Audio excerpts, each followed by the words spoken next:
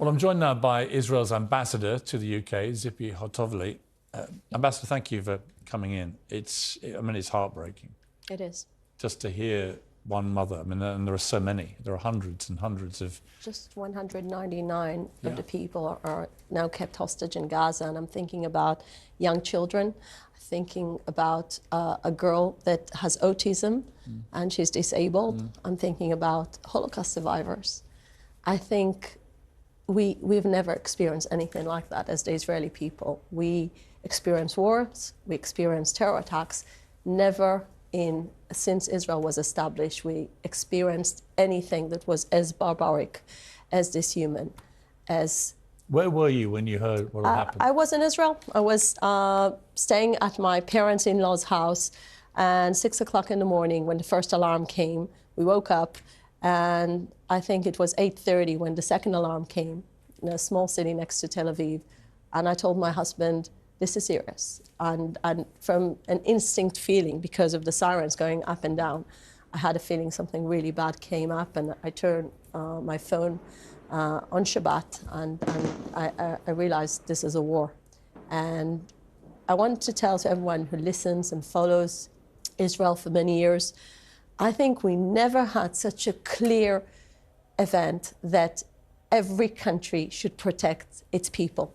I mean, you said it in your great opening, and I want to echo that. This is one of those moments in a nation's life that a country cannot carry on without providing the very basic obligation that every country has to its people. We need to protect our children.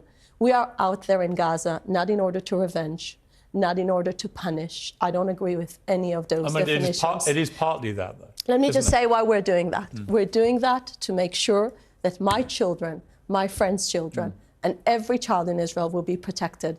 After we've seen what happened to our border, after we've seen what those barbaric terrorists from Hamas came in and they beheaded babies' heads. I mean, the fact that those small babies, you know, we saw in the Telegraph, wrapped in those bandages. I mean, this is something breaks the heart of every parent. And you cannot see that. And the horrific photographs and everything documented by Hamas, the fact they put children together and burned them alive, the fact they wanted to choke people in their homes by putting them on fire, those type of barbaric actions. And I'll tell you more than that. After identifying, unfortunately, 1,300 Israelis that were brutally murdered, the people were recognizing the bodies. They said 80% of the bodies being tortured. And our president just exposed a booklet that basically showed that it was part of their way of action, that they wanted to torture the people. It was part of their terror actions, raping innocent young women, taking hostage a Holocaust survivor. I mean, this is really... I saw the footage of that woman who'd survived the Holocaust being taken away, and all I was struck by was she was completely calm. She was staring ahead, and she wasn't giving them a second of her own feelings in that moment. I thought that was just extraordinary, given what she had obviously gone through as a young person. But let's join all the international community, including Prime Minister Sunak today in Parliament, that said all those people kept in hostage must be released now.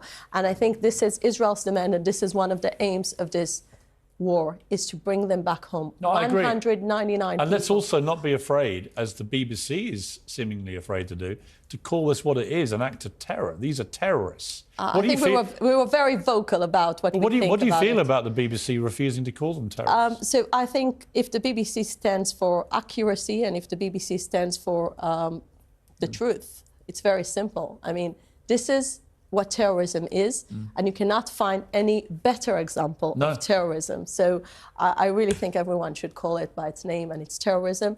And I think one more thing we need to say at this time, because Israel is now in one of its, I would say this is not an existential threat, but this is a war on existence, because we cannot exist if our children cannot be safe in their homes. So Israel has decided, and people will absolutely understand this, that Hamas has got to be eradicated in the way that ISIS was eradicated. But ISIS was eradicated in a process that also involved a lot of innocent people getting killed along the way. Clearly, in what is coming now in Gaza, a lot of innocent people on the Palestinian side are going to die as well. how many is too many? And I don't have the number. I just talk about this debate about proportionality. I'm struggling to see what is proportionate that meets the scale of what happened last weekend. Let me make that clear. I don't have the answer here. But there's a fine line that Israel is going to tread between doing what it can to get the hostages out, paying back, revenge, retaliation, whatever you want to call it for what has happened. I call it defense. Okay. I call it defense. I mean, whatever you call it, obviously that's part of the motivation too. And ultimately, you want to get rid of Hamas. But Hamas are embedded with civilians. We know this. So the civilian death toll is going to be very high. And the question for the international community is, at what point does the high moral ground, which I think Israel has at the moment, because of the scale of what happened last weekend, at what point could you risk losing that? So first of all, Israel is a moral country, works according to the international law. And according to the international law, we are allowing all the Palestinians to go to the south area of Gaza in order to make sure they'll be safe, including creating shelters for them with the international community organizations to make sure they will be safe. The only thing... let me ask you on this, sir. Just one second. Let me just finish.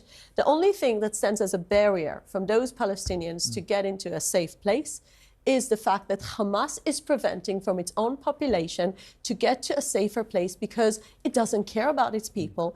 He's using international support, not in order to give them, as you said, water and electricity, but actually in order to fire on Israel. And as we speak, you know, everyone is talking about this horrific massacre.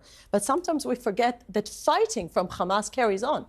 As we speak today, Parliament being evacuated, the center of Israel being bombarded by those rockets. And we keep having over 6,000 rockets just in the last week. So think about it. It needs to have electricity and all those manufacturing. What do you think supports that? So it's Hamas basically taking from its own population and using it against innocent Israelis. I heard so you. Okay, blame Hamas. I hear you. Blame Hamas. I hear you. But I also heard you this morning saying there's no humanitarian crisis here. By any definition of a humanitarian crisis. Let me explain that. That is happening. I mean, you may apportion blame to Hamas on your side. Let me explain. I don't think you can deny there's a humanitarian crisis. Let me explain that. I'm a woman. I'm a mother. I have a sympathy to any innocent child, any innocent person in the world. We don't want to harm any innocent people. We want to target the militants. We want to target those terrorists. We want to target the facilities, the capabilities. This is what we want to do. And the reason I said that, because at the moment, in Gaza, you have supplies of water, you have supplies of food, and unfortunately, wait a second, some of it being abused. Some say the water has run out in many areas. And I want to explain why. 90% of the water in Gaza is not supplied by Israel. This is like a myth. Israel has just 10% of this. 90% of it is based on their aquifers, and they're doing that by using machines. And the machines basically need electricity that are being abused at the moment by Hamas in order to fire my own hometown. And this is what happens. So just think how irrational it is that the international community, knowing that Hamas started this war, is blaming Israel for what it didn't start it. I'm not blaming Israel. No, all I'm saying is... I understand the scale of what happened last weekend means that there must be an unprecedented response. Exactly. I think any country in the world that suffered what Israel suffered last weekend would launch an unprecedented response. I understand that. But I also understand in my modern history that after 9/11, America launched a series of unprecedented responses. It invaded Iraq, which I felt at the time was an illegal invasion. That caused ISIS to grow in huge amounts of power and then kill many, many people. Afghanistan was a huge mess and continues to be a mess and is now back in the hands of the Taliban and so on. There's not a lot of evidence that a big invasion of a place like Gaza will do anything other than potentially make the situation worse. That's my concern. So can I give you my answer? Life is about choosing between alternatives. If you have a perfect alternative, you would have gone for the perfect alternative. But going back even for British history, I mean, you don't want to go back to American history by attacking Mosul and killing so many civilians. And I personally think fighting ISIS is a justified cause because ISIS didn't do any good for civil society. And going back to your own history, when you fight Nazi Germany, you knew that there were many, many civilians got attacked from your attacks on German cities. Dresden was a symbol, but you attacked Hamburg, you attacked other cities, and altogether it was over 600,000 civilian Germans that got killed. And was it worth it in order to defeat Nazi Germany? And the answer was yes. Let me ask you this. Just to finish, My point is we don't target civilians. We definitely give them an alternative and a place to find a shelter. And we are trying to minimize casualties because our target is just to remove Hamas from our border in order to have my children to sleep peace and quiet in their bedroom. I understand, but it is also true that nearly 3 times as many Palestinians have died in the last week than were killed in the outrage on October the 7th, and then that number's going to go much higher. This is exactly why I think it's unmoral equivalence, because those people got killed in Israel, children, women and men, were brutally targeted and murdered in the most barbaric way. I agree with you. No, but the people got caught in a crossfire in Gaza are people we didn't want to kill. Some of them are terrorists. You need to remember that. And we are targeting those cruel people that are based in schools, based in hospitals, and according, by the way, to the international law, Israel is allowed to launch a military attack every time there is a place that puts Israelis in danger, which it is. The facilities of Hamas are based in civilian facilities. Do you feel, you talked about being a mother, a parent, do you feel on a personal level genuine sympathy with the innocent Palestinians who are getting caught up in this? Absolutely. I mean, my thoughts are to every single individual that is caught in a war zone.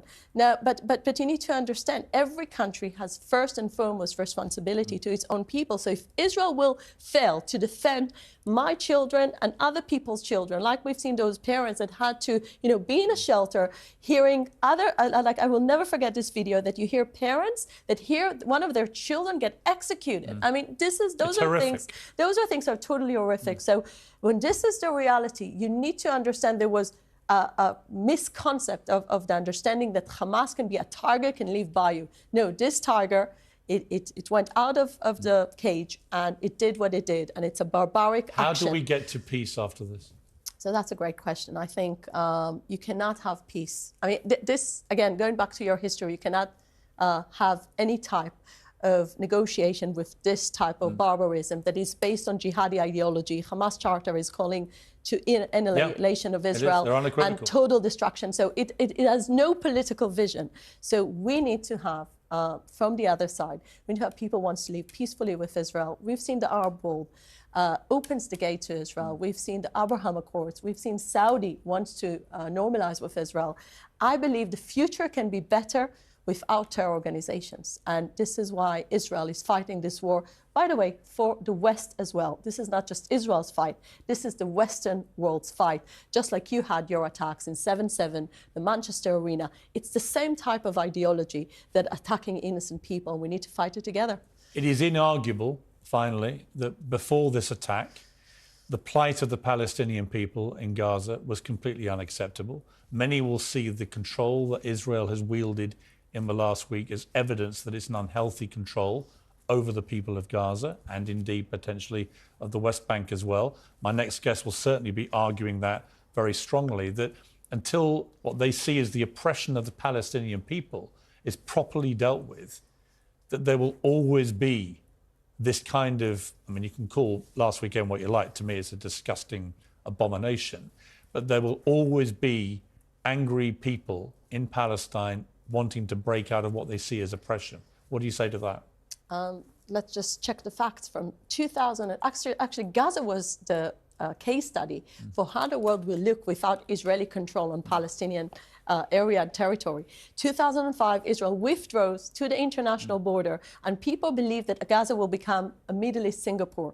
And look what happened. So actually, it's the other way around. From 2000 to 2005, Israel doesn't have any settlements, doesn't have any territorial demands from the Palestinians. Instead of turning Gaza to a flourishing city, they took all the international support, and there was massive support, and they took it to build this underneath tunnel city that became a terror city, an evil city.